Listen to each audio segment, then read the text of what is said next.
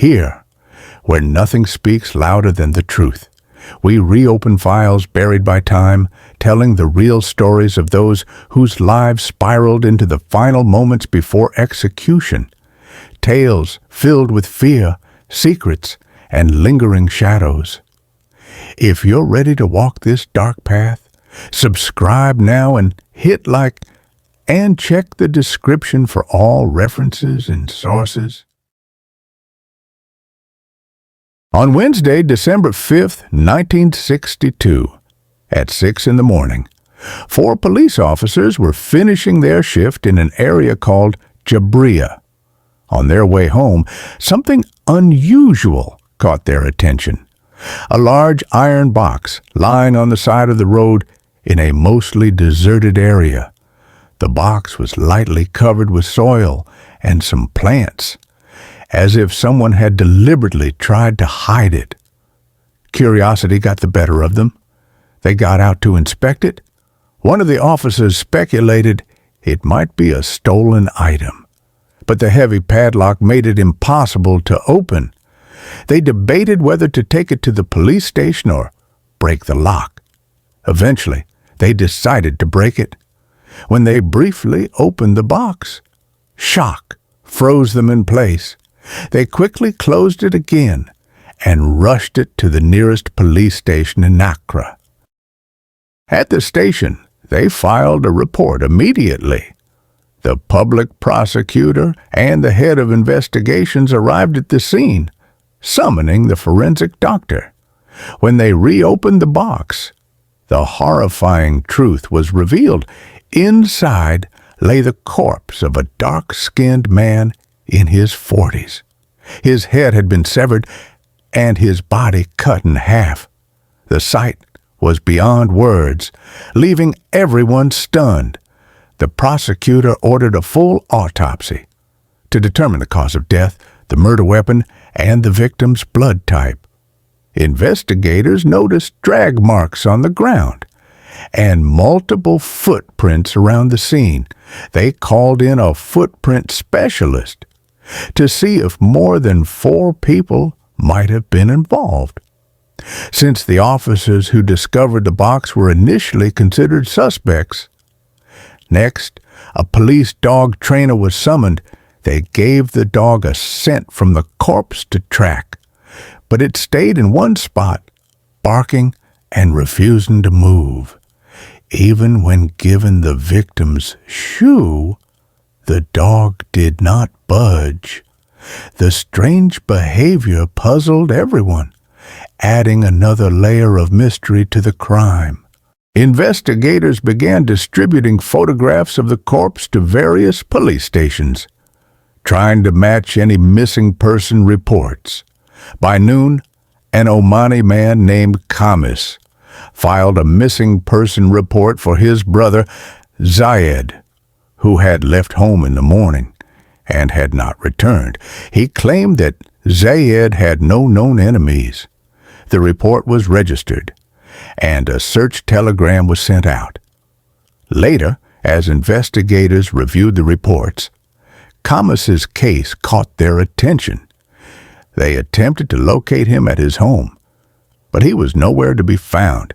They went to his workplace, still with no success. Then, a friend of Kamis saw the photo of the corpse and immediately recognized the victim. He led the police to Kamis's house, but he was still not there. A guard was placed to wait for his return. p.m., a red truck arrived, and Kamis stepped out with his brother's wife. They were immediately taken to the police station. The investigator separated them and showed each of them a photograph of the corpse. The wife said, "I don't know this person." Kamis replied, "I can't be sure." They were taken to Al Sabah Hospital to see the body directly. The first 2 viewings brought no recognition. By the 3rd viewing, Kamis broke down. "Yes, this is my brother." His sister-in-law, however, remained uncertain. Under intense questioning, Kamis confessed he had killed his brother with the help of a friend, Salem, and his brother's wife. They had smuggled a pistol, carried out the murder, placed the body in the iron box, and abandoned it on the highway. Investigators arrested Salem and searched his home. They found photos of him with the victim's wife and incriminating evidence. Pieces of the case began to fall into place. Betrayal, jealousy, and premeditated murder. Kamis explained, "I came to Kuwait 3 years ago with my 12-year-old daughter. My brother had arrived 6 years earlier with his wife, who had a bad reputation and had been deported before. He brought her back by forging documents through the Saudi border. He described how her return caused tension and mockery, and how Salem persuaded him, 'If I were you, I would kill your brother and get rid of this shame.' He smuggled the pistol from Dubai, waited for a wife to leave for work, then went to his brother's house.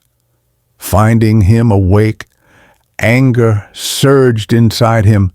He shot him, stabbed him, and severed his head. He wrapped the body in a carpet, wiped the blood, and hid it under the bed. When the wife returned, he lied about her husband's whereabouts. Eventually, he confessed. She remained calm and suggested Salem help dispose of the body. They bought an iron box, but it was too small.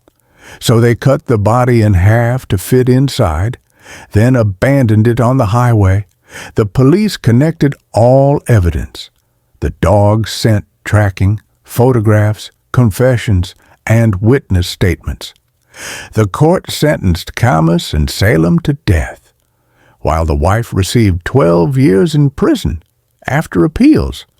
Salem's sentence was reduced to life imprisonment, while the wife's sentence remained. On May 17, 1964, Kamis was taken to the execution ground.